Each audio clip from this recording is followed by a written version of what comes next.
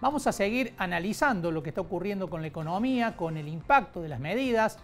Estamos en comunicación telefónica con Efraín Molina, economista. ¿Qué tal, Efraín?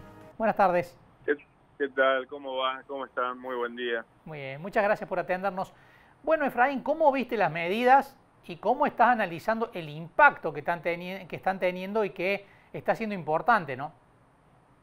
Sí, sobre todo por lo que estamos viendo en términos de incremento de precios ahora durante los últimos días, sobre todo ya veníamos la semana pasada y a partir de los anuncios del día martes se fueron desarrollando en muchos casos hasta de una manera excesiva, sobre todo lo que se refiere a productos de alimentos, y que el mismo ministro ya reconoció que la inflación está camino al 1% diario, lo cual es una barbaridad, porque eso te implica ya diciembre estar en una inflación en el orden del 30%, de ese 12,8 ya de noviembre queda bastante lejano, y cumplir con los pronósticos que ya se venían anunciando de tener una inflación de piso del 20% para diciembre, un poco más, y del 30% para enero, pero de continuar con esta marcha seguramente que esos números ya empezarán a quedarse cortos.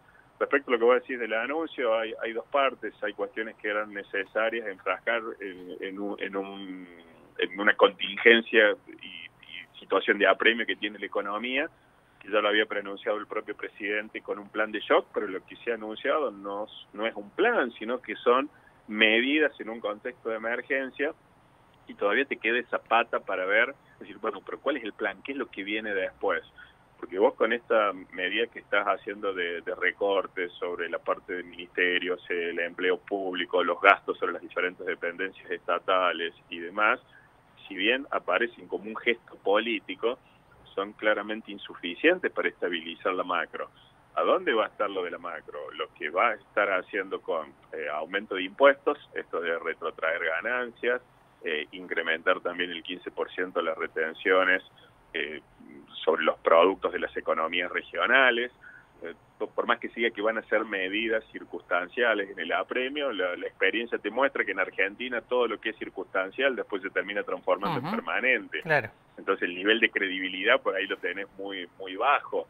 Entonces por eso te decía como en dos partes, anuncios, que está la devaluación, que vos orientás hacia la emergencia, hacia la coyuntura de carácter inmediato, pero la postura es hacia dónde va esto, qué es lo que te va a pasar en los 3 meses, porque si vos tenés este ritmo de inflación, siendo optimista, el 20% que tengas en diciembre, un 30% en enero, y los pronósticos que te hablan que recién puede haber una desaceleración por debajo del 20 para febrero, si esa meta no se llegara a cumplir, ¿qué es lo que significa? Que la devaluación que vos desarrollaste ahora ya te queda corta en febrero. ¿Y qué significa? Claro. Que tenés que volver a devaluar.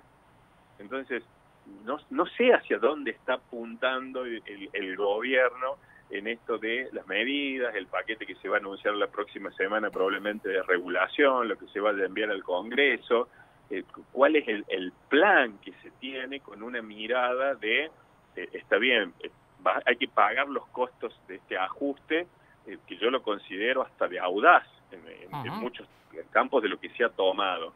Pero ¿qué es lo que viene después? Y sobre todo, ¿cómo vas a trabajar en la contención social con la parálisis de la actividad económica que se viene a partir de estas medidas que se van tomando? Efraín, llama la atención porque normalmente los gobiernos tratan de poner paños fríos cuando hay una situación inflacionaria, y el gobierno, al menos desde el discurso, parece estar generando expectativas de aumentos todavía mayores. Lo que dijo hoy Manuel Adorni, el vocero presidencial, sostuvo: estamos inmersos en una hiperinflación que hoy corre al 3.678 anual. Yo creo que parte de ese discurso, como junto a lo que había dicho Milei también al momento de la asunción de la herencia que se deja, que se recibe, obviamente, que él recibe y que dejaba el gobierno anterior, me parece que es, en términos simples, como que estás abriendo el paraguas y estás tratando de tener algún otro tipo de cobertura en función de lo que vas encontrando y el devenir de la dinámica propia de arrastre que tiene la economía. Entonces esto te hace sobreponderar determinado tipo de situaciones. A ver, Con esto no quiero restarle trascendencia a la gravedad de lo que hoy transitan gran parte de las variables macro. Pero creo también, esto es un juicio de valor estrictamente personal, que se ponderan de una manera excesiva cierto tipo de variables. ¿Para qué? Para que eso te dé a vos también cierto margen de acción.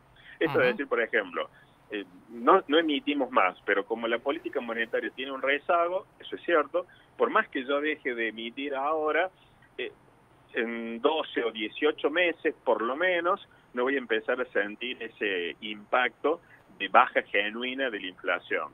Entonces, ¿qué es lo que pasa? Hoy, con la devaluación, aumento de precio de combustible, aumento sobre los alimentos, tarifas, lo que va a venir, porque hay muchas que van a comenzar a partir del 1 de enero, eso que te hace preanunciar, que si este año lo está cerrando con una inflación del 180%, el año que viene, la previsión del 240%, del 300% anual, ya te va quedando corta. Lo que pasa que vos no tenés tampoco tanto margen. Vos decís, yo hago un ajuste de shock. Y el problema es hasta dónde la sociedad va a resistir un tiempo prolongado de un ajuste y de un parate sobre la actividad económica. Claro, porque vos mencionabas también el tema de cómo se va a contener a los que menos tienen. Pero también ahora la pregunta es cómo se va a contener, por ejemplo, a los asalariados, que van a tener y están teniendo una muy vertiginosa pérdida de calidad de vida y poder adquisitivo, ¿no? Pero además, mirando en estos términos, supongamos que se termina aprobando, porque tiene que pasar por el Congreso, la reversión del impuesto a las ganancias. Entonces, ¿eso qué te significa? Que casi 1 millón de asalariados que habían dejado de tributar este impuesto van a ser nuevamente sujetos de tributación. Y de acuerdo al nivel de actualización, ya se estuvieron desarrollando por diferentes medios, se empezaría a tributar por debajo del 1.000.000 de pesos, o sea, por 950, 970 pesos ya comenzarías nuevamente a tributar el impuesto. Entonces, ¿eso qué te significa en términos de poder adquisitivo? Una quita que antes se volcaba al consumo y que ahora no lo vas a tener. A su vez, con el agravante de que con un nivel de inflación como las tasas que esperamos para diciembre, para enero y para febrero, no hay paritaria que vaya a alcanzar ese nivel. Pero empleados en relación de dependencia, empleados del sector público, imagínate lo que dejamos para un cuentapropista, para un autónomo, para un comerciante, para un jubilado que percibe la mínima. Entonces ya no es solamente la protección social sobre el que recibe, el grupo familiar que recibe la asignación universal por hijo, que recibe el potencial trabajo, que recibe algún otro tipo de subsidio. ¿Por qué? Por lo que vos decías, es la clase media también la que va a sufrir esta pérdida abismal que vas a tener en términos de poder adquisitivo con una tasa de inflación. Imagínate si llegas a febrero con una tasa de inflación acumulada del 80%. Sí, claro, terrible. ¿Qué tipo de paritarias te pueden resistir ese nivel para reconstituir lo que ya te comía la inflación en estos meses hacia atrás, más un 80% que vos tengas acumulado cuando termine febrero? Efraín, muchísimas gracias por este panorama, como siempre. No, gracias a ustedes como siempre por el contacto. Te mando un abrazo grande. Un gusto. Efraín Molina, economista. Bueno, un panorama muy complejo para la economía, muy complejo para las familias argentinas, porque el gobierno está diciendo que estamos en un escenario de hiperinflación y no va a haber capacidad de cubrir a través de las paritarias, por ejemplo, el aumento de precios. Nos vamos a reencontrar el lunes, como siempre, a las 12:30. Que tengan un buen fin de semana. Chau.